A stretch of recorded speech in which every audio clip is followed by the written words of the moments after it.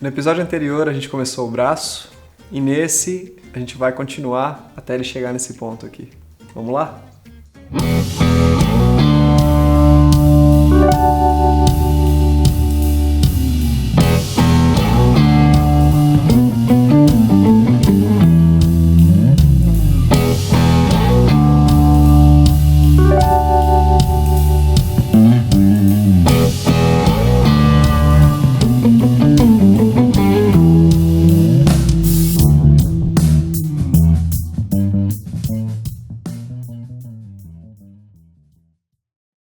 Se você tem um braço que ele é feito num cronograma certo, respeitando a madeira em primeiro lugar e usando matéria-prima de qualidade, uma mão de obra especializada, você vai ter um braço bem feito, pode ficar tranquilo.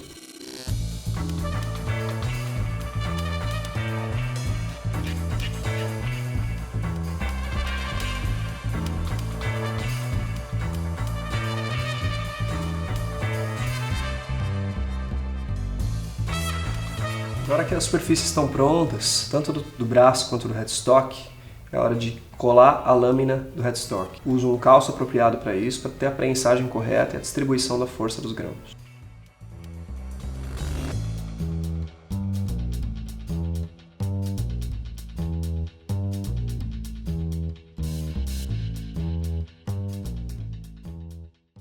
Depois que a lâmina do headstock foi colada, eu preciso fazer uma abertura também no mesmo sistema para poder ter acesso ao tensor e tornar o braço ajustável no futuro. Eu uso uma fresa e um dispositivo especial para fazer esse encaixe e não perder a centralização do braço.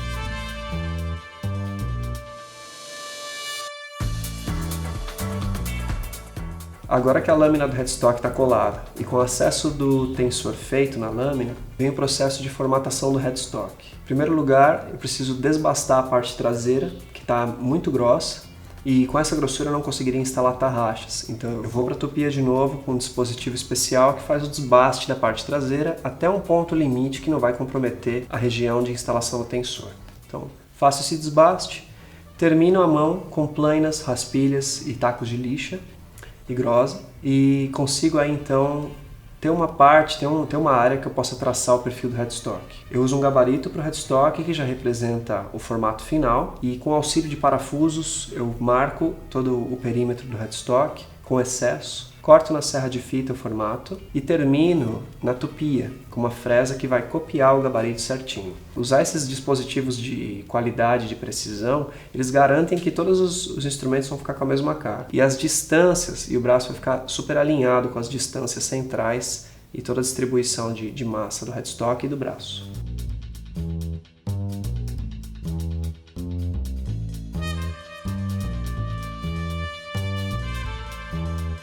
O headstock, ele é a cara do luthier. A identidade do luthier está aqui. Quando você vê um instrumento na mão de um músico ou de um artista, você sabe que é uma Gibson porque você reconhece o headstock. Você sabe que é uma Fender porque você reconhece o headstock. Aqui está contida a maior densidade de informação do instrumento, que é a mão, né? Ou a mão ou o headstock. Muita gente chama de mão, muita gente chama de headstock. E eu desenvolvi o meu justamente para criar esse efeito. Então, não é fácil desenhar um headstock, porque muita coisa já foi feita. Desde a década de 40, desde a década de 30, que são os primeiros instrumentos arttop, né? Já tem muitos designs diferentes. Os primeiros foram os Gibson e logo em seguida o mundo todo copiou essa tendência. Alguns usam o formato não tradicional, que seria de 3 tarraxas de cada lado, que é o estilo Gibson tradicional. E eu optei por fazer um headstock estilo Gibson, só que com elementos mais modernos de design. Então eu tenho essa curva mais elegante e que dá a cara para um headstock Cassias. E felizmente já é algo que ocorre das pessoas reconhecerem uma guitarra minha, falar assim, pô, eu vi uma Cassias num festival de música, ou eu vi uma Cassias num DVD, tem muito aqui. É uma peça pequena, mas que representa muito no nosso trabalho. Uma vez que o formato do headstock foi feito na tupia, eu preciso furar as tarraxas e instalar a logomarca em madrepérola. Muita gente usa um decalque, né? Eu conheço muitos luthiers que usam apenas um decalque colocado, né? Um silk feito num papel transparente, mas eu decidi ir pelo caminho mais difícil, mas também é o mais recompensador, que é ter a logomarca cortada, né? Por uma máquina CNC, um madrepérola, que é um material extremamente duro e quebradiço, e ter todo o trabalho de fazer as cavidades à mão para poder instalar. Esse material ele é o mais sofisticado do mundo, na minha opinião. Ele reluz, ele tem informação e ele tem até as mesmas distorções e veios e variações visuais que a madeira tem. Então eu acho um material fantástico e não poderia usar algo menos importante do que isso no meu headstock. Em seguida, eu consigo instalar o tensor finalmente. Faço uma instalação usando uma espiga, né, para ter um nivelamento do braço inteiro e não ter qualquer diferença de altura do tensor para a cavidade dele.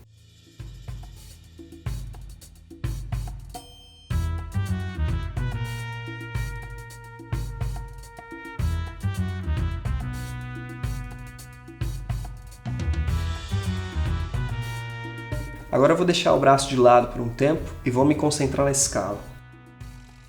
A escala eu uso o ébano e depois de uma seleção rigorosa das peças, eu escolho a que eu acho que vai funcionar melhor para esse projeto e faço o beneficiamento bruto da peça. Da mesma forma que eu faço o beneficiamento bruto do braço. Plainas, desengrosso, lixa e muito trabalho manual de novo para deixar a peça na medida certa. Uma vez que eu tenho essa espessura feita, está na hora de fazer os slots, que são os cortes dos trastes. O comprimento de escala que eu utilizo é 25 polegadas, que é um padrão muito tradicional da hardtop moderna, e eu uso um dispositivo dedicado só para isso na minha serra circular. Então eu tenho uma serra fininha que vai fazer todos os cortes no mesmo lugar com auxílio desse gabarito, e aí eu garanto o quê? Afinação. Se o instrumento não tem afinação, ele não serve para nada. Eu tenho que ter um sistema extremamente preciso e confiável de cortar os registros dos trastes. E graças a esse investimento com a serra adequada, com o gabarito adequado, feito a laser pela Music Tools, eu consigo esse resultado final.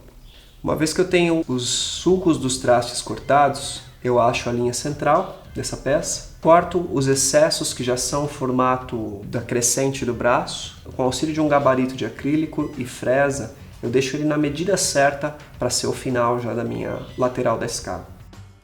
Uma vez que a escala saiu dessa usinagem com o gabarito, eu já posso colar ela usando os grampos e os acessórios adequados para fazer essa colagem. Mais uma vez, o tempo necessário de espera se faz presente. Então eu tenho que esperar pelo menos um dia para poder mexer no braço de novo e conseguir seguir com os cortes. A próxima etapa é tirar todo o excesso de material do braço para fazer ele ficar bem próximo da escala que eu colei. Então eu vou na serra de fita, corto os excessos e chego bem pertinho com a lixa para poder usar a escala como referência de usinagem do meu braço. O rolamento vai seguir na escala e vai cortar com uma fresa o excesso de material, deixando bem pertinho, e todo o registro vai ficar igual, de escala recém-colada com o braço recém-formatado pela ferramenta.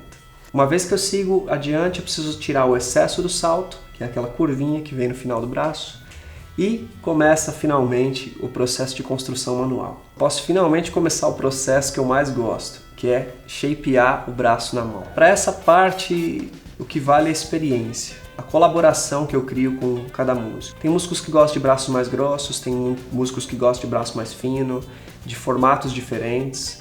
Eu tenho um padrão que é um shape C redondo. Na minha opinião, ele está no ponto certo entre ser grosso e ser fino demais.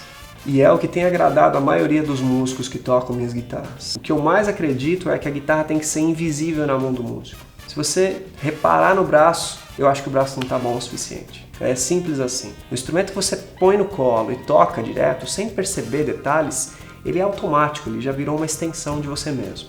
Então, as guitarras que eu faço, eu tento sempre criar esse efeito. Sentou no colo, começou a tocar e foi embora. Não tem muita coisa. Tomo todo o cuidado possível para fazer esse formato com grosas, faço um tratamento de lixa para garantir que toda a transição do braço seja lisa, seja orgânica e seja invisível nas mãos do músico. Esse é o principal.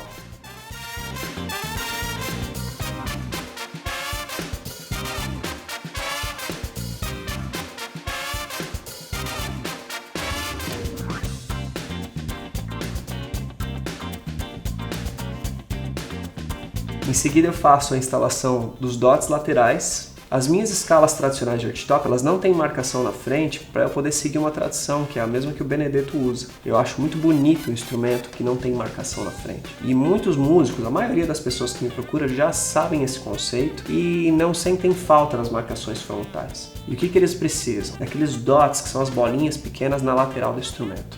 E eles já são suficientes para o músico poder se localizar para acertar a nota.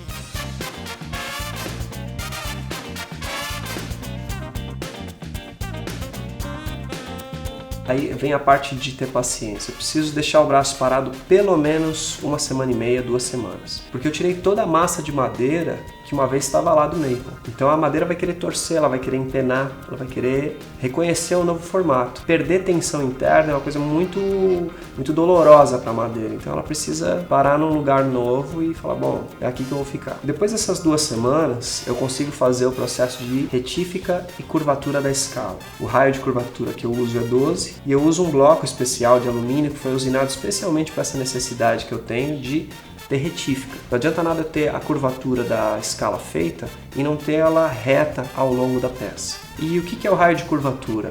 É onde a escala ela deixa de ser reta no topo e ela tem uma curvatura que é medida em polegadas. Quanto menor o número, mais circular é. Quanto maior esse número, mais reto é. Esse raio de curvatura ele é necessário porque a mão parada ela tem um descanso que é curvo. Então a mão já tem um descanso natural por conta do formato dos dedos que é curvado. E quando você toca um instrumento, o que é comum, por exemplo, no violão nylon, violão erudito clássico, é que a escala seja reta.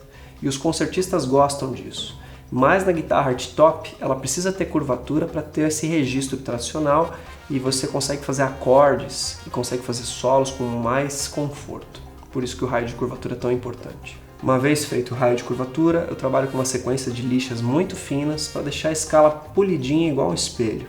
Eu não paro na lixa grossa igual as fábricas fazem. Eu sigo adiante, invisto muito mais tempo nesse processo, mas para garantir que a escala fique impecável, fique um espelhinho brilhando.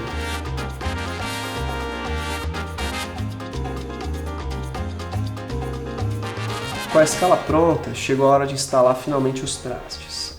E os trastes eu tenho basicamente 2 opções disponíveis hoje. O níquel silver, que é o níquel prata, e o traste de aço inoxidável.